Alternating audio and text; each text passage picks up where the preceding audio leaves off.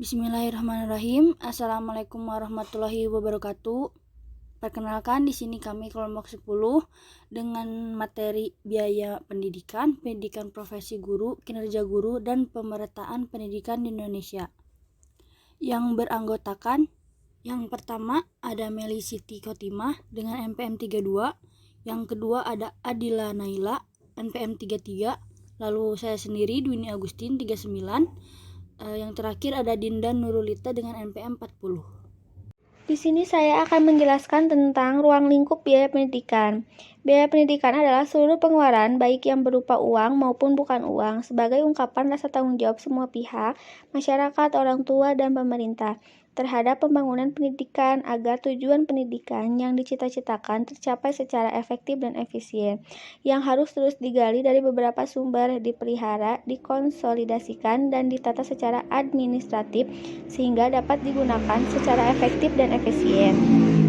Pembiayaan sekolah juga proses di mana pendapatan dan sumber daya tersedia digunakan untuk memformulasikan dan mengoperasionalkan sekolah di berbagai wilayah geografis dan tingkat pendidikan yang berbeda-beda. Jenis-jenis biaya pendidikan sekolah.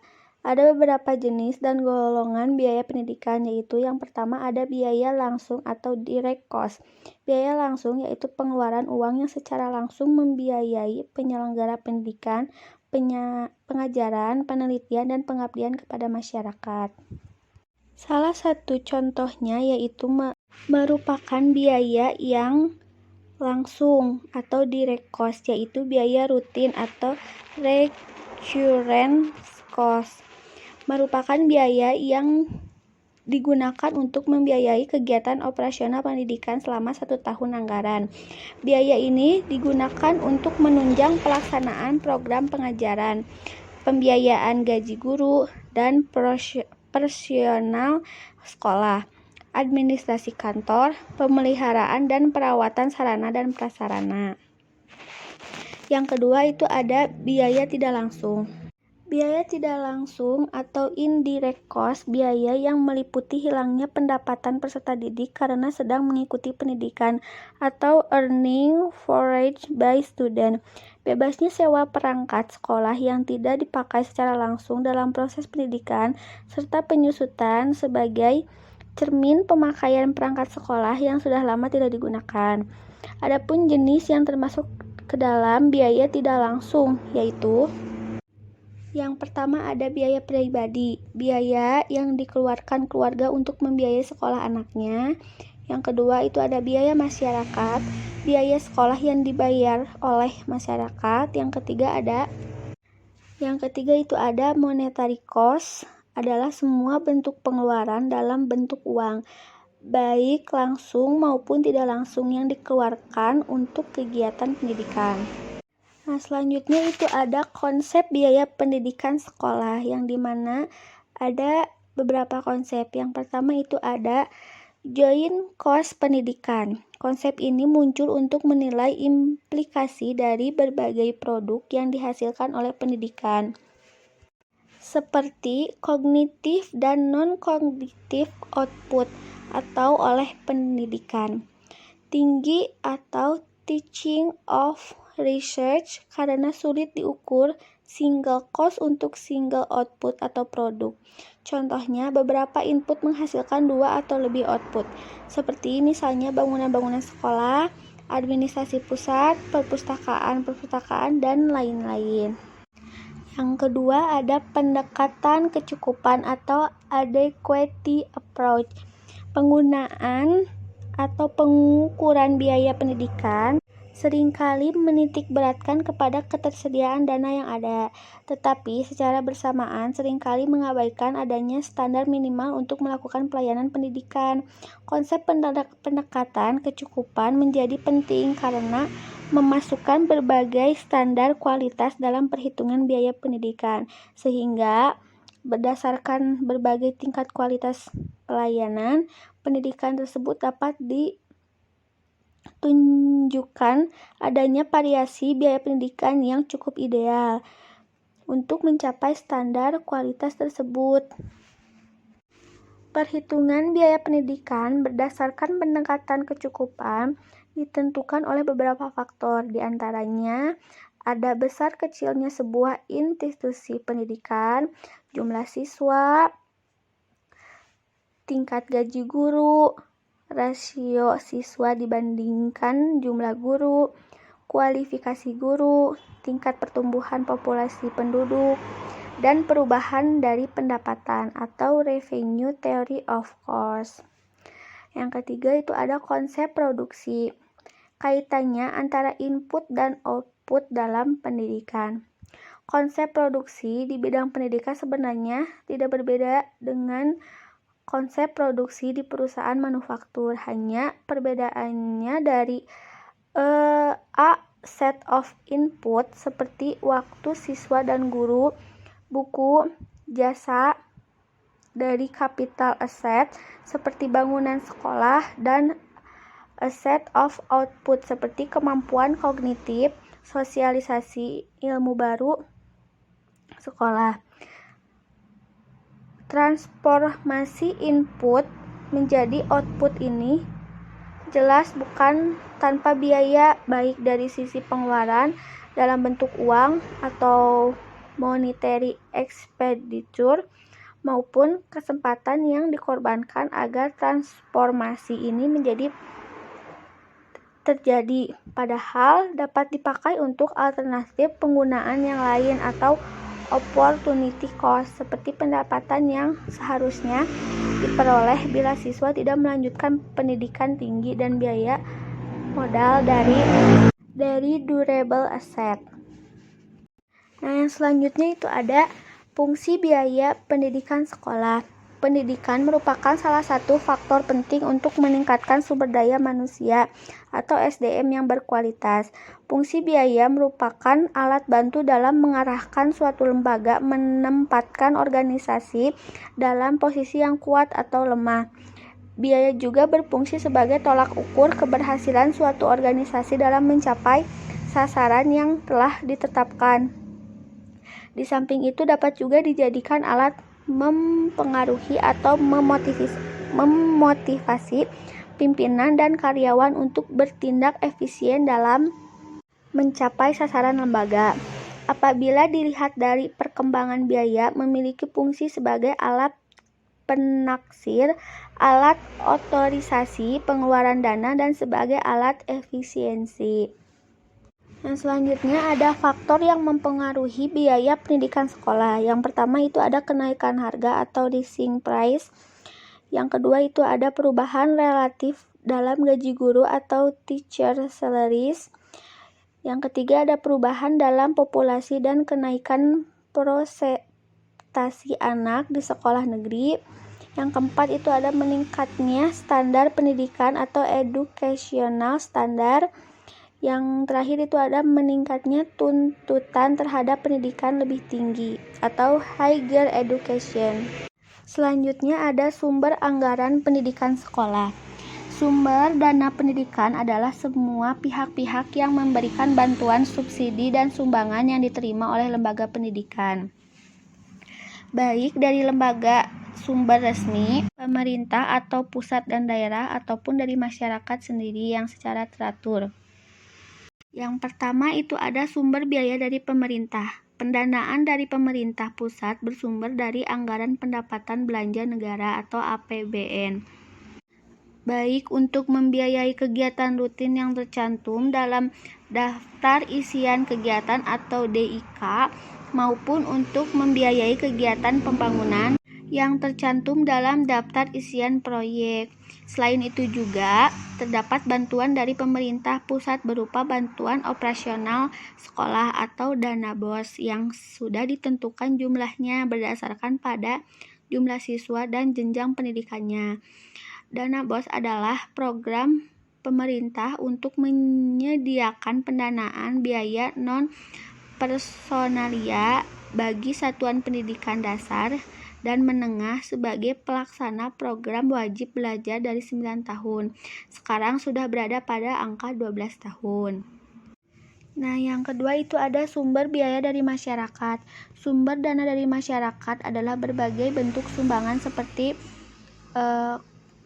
Corporate Social Responsibility atau CSR.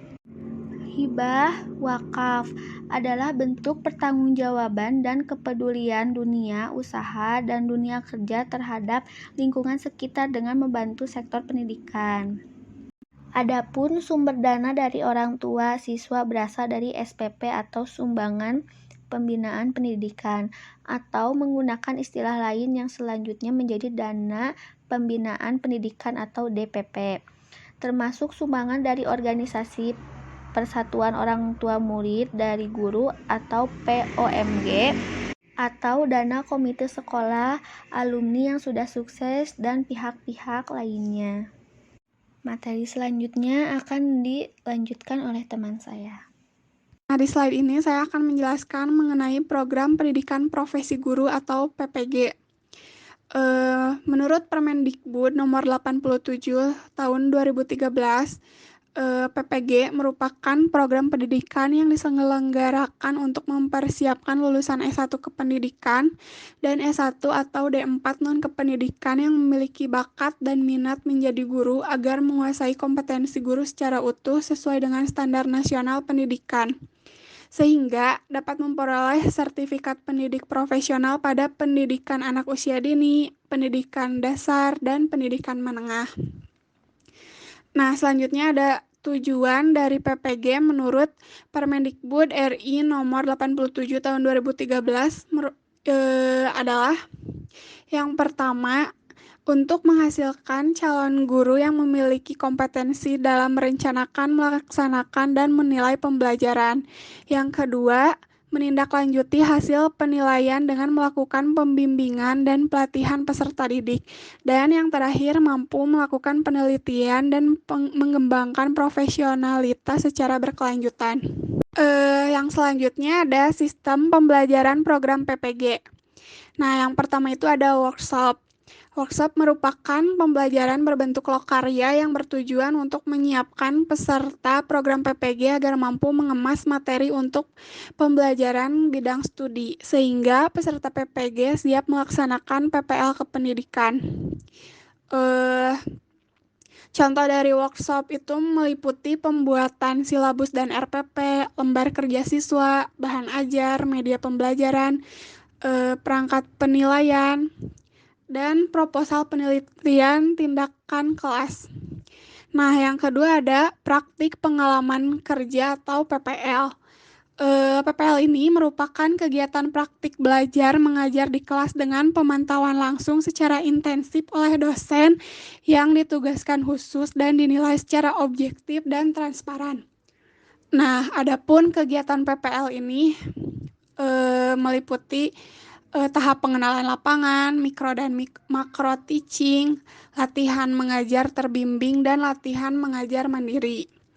Nah, yang terakhir ada uji kompetensi.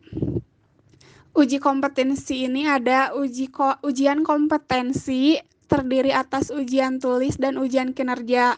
Yang kedua, ujian ini ditempuh setelah mahasiswa lolos dalam kegiatan workshop dan PPL.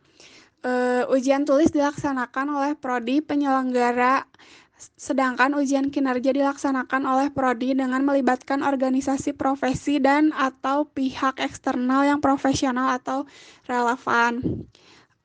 Mahasiswa yang lulus uji kom ini memperoleh sertifikat pendidik yang dikeluarkan oleh LPTK. Nah, yang selanjutnya bobot kelulusan uji kompetensi adalah 30%. Nah, dari ketiga indikator di atas, mahasiswa dinyatakan lulus program PPG apabila mencapai minimal kelulusan 80%. Nah, bagi mahasiswa yang hasil evaluasinya masih di bawah kriteria minimal, diberi kesempatan latihan tambahan sampai mencapai nilai minimal. Yang selanjutnya ada ketentuan-ketentuan dalam program PPG. Yang pertama ada program PPG ini diselenggarakan oleh perguruan tinggi yang memiliki lembaga pendidikan tenaga kependidikan atau LPTK yang memenuhi persyaratan dan ditetapkan oleh menteri.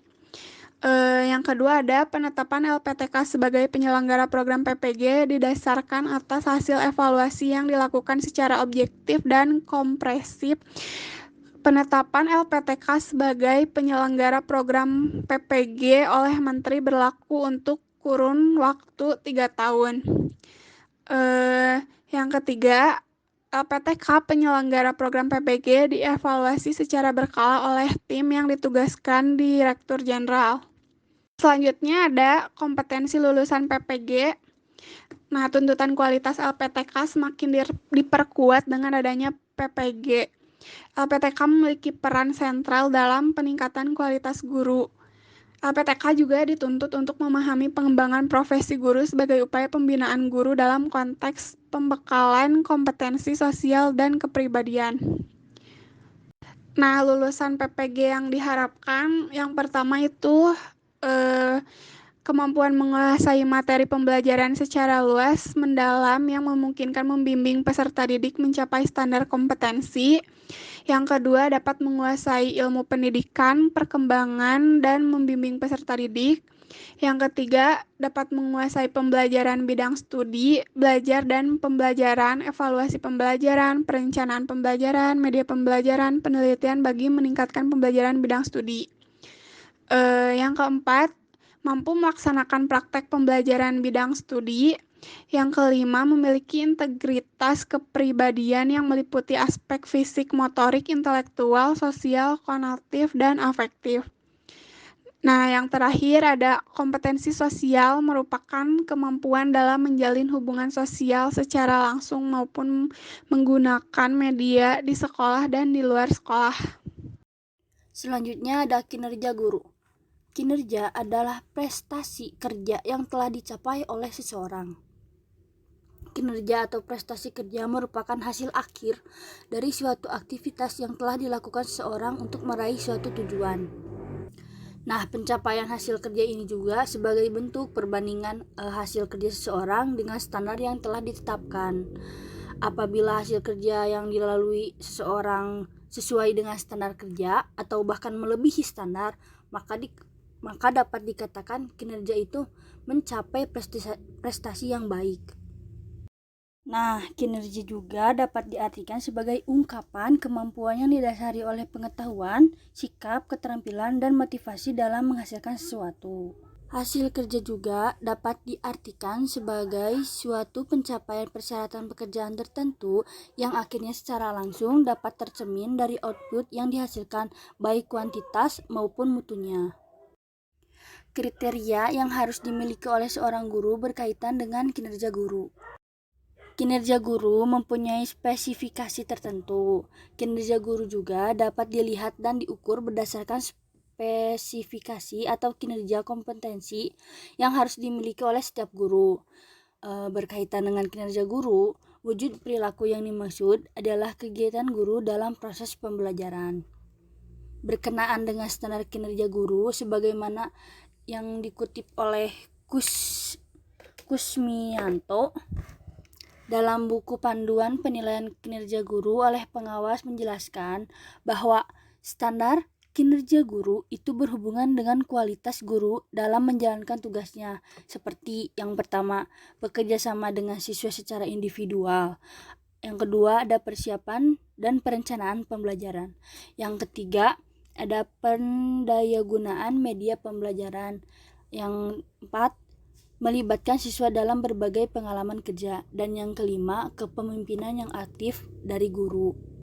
Nah, spesifikasi guru ini bisa dilihat dari proses pembelajaran baik dilakukan di dalam kelas maupun di luar kelas. Di samping mengerjakan kegiatan-kegiatan lainnya, kayak seperti mengerjakan administrasi sekolah. Faktor yang berpengaruh terhadap kinerja guru. Faktor ini dijelaskan oleh Mulyasa. Menurut Mulyasa, sedikitnya terdapat 10 faktor yang dapat meningkatkan kinerja guru, baik faktor internal maupun eksternal. Nah, ke-10 faktor tersebut, yang pertama ada dorongan untuk bekerja, yang kedua ada tanggung jawab terhadap tugas, Yang ketiga ada minat terhadap tugas. Yang keempat penghargaan terhadap tugas. Yang kelima adalah peluang untuk berkembang. Yang keenam perhatian dari kepala sekolah. Yang ketujuh hubungan interpersonal dengan sesama guru. Yang kedelapan ada MGMP dan KKG. Yang kesembilan ada kelompok diskusi terbimbing. Serta yang kesepuluh ada layanan perpustakaan. Nah, MGMP adalah musyawarah guru mata pelajaran dan KKG adalah kelompok kerja guru. Nah, dua-duanya ini adalah salah satu model yang digunakan untuk peningkatan kompetensi pembelajaran para guru. Berkumpulnya para guru itu dalam rangka melakukan aktivitas yang dalam pedomannya sudah diatur oleh Kemendikbud. Penilaian kinerja guru. Penilaian kinerja guru merupakan suatu proses yang bertujuan untuk mengetahui atau memahami tingkat kinerja guru satu dengan tingkat guru yang lainnya, atau dapat dibandingkan dengan standar yang telah ditetapkan. Hani Handoko menjelaskan bahwa penilaian prestasi kerja atau performance appraisal adalah proses melalui mana organisasi-organisasi mengevaluasi atau menilai prestasi kerja karyawan. Terdapat berbagai model instrumen yang dapat dipakai dalam penilaian kinerja guru. Namun demikian, ada dua model yang paling sesuai dan dapat digunakan sebagai instrumen utama, yaitu yang pertama ada skala penilaian dan yang kedua ada lembar observasi atau penilaian. Nah, skala penilaian mengukur penampilan atau perilaku orang lain melalui pernyataan perilaku dalam suatu kontinum atau kategori yang telah memiliki makna atau nilai. Observasi merupakan cara pengumpulan data yang biasa digunakan untuk mengukur tingkah laku individu atau proses terjadinya suatu kegiatan yang dapat diamati baik dalam situasi yang alami sebenarnya atau maupun situasi buatan. Tingkah laku dalam mengajar merupakan hal yang paling cocok dinilai dengan observasi. Dalam penilaian kinerja guru mempunyai 5 dimensi. Yang pertama, kualitas kerja, yang kedua, kecepatan kerja, yang ketiga, ketepatan kerja, yang keempat, inisiatif dalam bekerja, dan yang terakhir ada kemampuan mengkomunikasikan pekerjaan. Nah, menilai kinerja guru juga adalah suatu proses menentukan tingkat keberhasilan guru dalam melaksanakan tugas-tugas pokok mengajar dengan menggunakan patokan-patokan tertentu. Bagi para guru, penilaian kinerja berperan sebagai umpan balik tentang berbagai hal seperti kemampuan, kelebihan, kekurangan, dan potensinya guru tersebut itu bagaimana. Bagi sekolah juga, hasil penilaian para guru sangat penting dalam arti perannya juga dalam mengambil keputusan. Untuk selanjutnya, ada pemerataan pendidikan di Indonesia. Pemerataan pendidikan artinya pemerataan kesempatan untuk memperoleh pendidikan yang telah lama menjadi masalah dan mendapat perhatian terutama di negara-negara sedang berkembang. Akses pendidikan yang merata berarti semua penduduk usia sekolah telah memperoleh kesempatan pendidikan. Sementara itu, akses pendidikan dirasa sudah adil apabila antar kelompok dapat menikmati pendidikan secara bersama-sama. Pemerataan pendidikan mempunyai makna yang luas. Tidak hanya persamaan kesempatan memperoleh pendidikan saja, tetapi siswa harus diperlakukan sama guna mengembangkan potensi yang ada pada diri peserta didik masing-masing. Nah, faktor apa aja sih yang membuat tidak meratanya pendidikan di Indonesia? Yang pertama yaitu ketidakmerataan pembangunan infrastruktur penunjang pembelajaran. Fasilitas atau infrastruktur menjadi faktor penting dalam pemerataan tingkat pendidikan di Indonesia, karena dengan fasilitas yang baik dan mendukung akan mempermudah para pengajar menyampaikan materi pembelajaran dan juga mempermudah para siswa untuk mengerti tentang materi yang disampaikan. Di setiap daerah belum tentu memiliki fasilitas yang sama, bahkan masih ada sekolah-sekolah yang buku-bukunya tidak lengkap. Belum lagi ada sekolah-sekolah yang fasilitas lab komputer dan kelasnya masih belum memadai. Yang kedua yaitu pergantian kurikulum yang dilakukan oleh pemerintah. Pergantian kurikulum pada dasarnya memiliki dampak yang positif dan juga negatif. Salah satu dampak negatifnya yaitu ketidakmerataannya pendidikan di Indonesia. Karena pada saat pergantian kurikulum tidak semua sekolah memiliki fasilitas yang memadai. Contohnya di daerah-daerah yang fasilitasnya masih sekadarnya. Yang ketiga yaitu kualitas pengajar di setiap daerah yang berbeda-beda. Ternyata kualitas pengajar di setiap daerah itu berbeda-beda. Semakin tinggi daerahnya, maka semakin baik pula kualitas pengajarnya. Ini akibat dari kurangnya bimbingan yang diberikan kepada pengajar dalam hal mengajar. Dan terkadang ini adalah akibat dari kurangnya sumber daya manusia di suatu daerah yang menyebabkan secara terpaksa para pengajar yang belum siap mengajar sudah dijadikan pengajar. Yang ketiga yaitu pola pikir masyarakat. Pola pikir orang tua yang telah lebih memprioritaskan anaknya untuk bekerja, berkebun, bertani dibandingkan untuk menyekolahkan anaknya merupakan pola pikir yang perlu diluruskan. Banyak dari masyarakat terutama di daerah-daerah yang masih memiliki pola pikir yang berbeda. Yang kelima yaitu pengelolaan yang kurang baik. Hal ini dilakukan oleh para pengelola atau staf yang ada di sekolah. Di Indonesia, pendidikan merupakan salah satu bagian dari tujuan negara. Dalam hal ini tercantum dalam pembukaan Undang-Undang Dasar 1945 yang berbunyi mencerdaskan kehidupan bangsa. Pemerintah dalam mencapai tujuan tersebut tentunya telah melaksanakan beberapa program. Di antaranya yaitu menerapkan program wajib belajar 12 tahun. Dengan diadakannya wajib belajar 12 tahun, maka diharapkan dapat menekan angka putus sekolah, khususnya pada daerah-daerah yang memiliki sumber daya manusia yang rendah. Yang selanjutnya yaitu pemerintah menganggarkan 20% dari APBN untuk alokasi pendidikan. Hal ini dimaksudkan untuk memperbaiki mutu pendidikan dan pemerataan pendidikan melalui pembangunan infrastruktur, sarana dan prasarana penunjang pembelajaran, dan perbaikan sistem pendidikan. Pemerintah juga telah memberikan beasiswa bagi yang kurang mampu. Pemberian beasiswa kepada siswa yang kurang mampu dapat mencegah angka putus sekolah di Indonesia yang masih tergolong tinggi. Upaya selanjutnya yang dilakukan oleh pemerintah yaitu pemberian dana BOS atau bantuan operasional sekolah untuk menanggulangi ketidakmerataan pendidikan. Dana BOS dimaksudkan untuk digunakan dalam proses pembelajaran siswa. Pemerataan pendidikan merupakan sebuah tantangan sekaligus masalah serius bagi pemerintah. Hal ini tidak terlepas dari kesadaran akan pentingnya pendidikan bagi kemajuan bangsa. Kebutuhan pemerataan pendidikan menjadi suatu pokok permasalahan pendidikan di Indonesia. Banyak hal yang dapat mempengaruhi ketidakmerataan pendidikan di Indonesia, mulai dari mayoritas masyarakat hidup pada tingkat ekonomi rendah sampai ketidakmerataan pembangunan infrastruktur yang menjadi penunjang terciptanya kepemerataan pendidikan. Alhamdulillahirrahmanirrahim, pemaparan materi dari kelompok 10 sudah beres. Jika ada yang ingin bertanya, boleh nanti ketika diskusi di Zoom bersama dosen mata kuliah Kapita Selekta. Di sini kami kelompok 10 mengucapkan terima kasih dan mohon maaf jika ada perkataan yang tidak dimengerti atau balelol. Terima kasih. Assalamualaikum warahmatullahi wabarakatuh.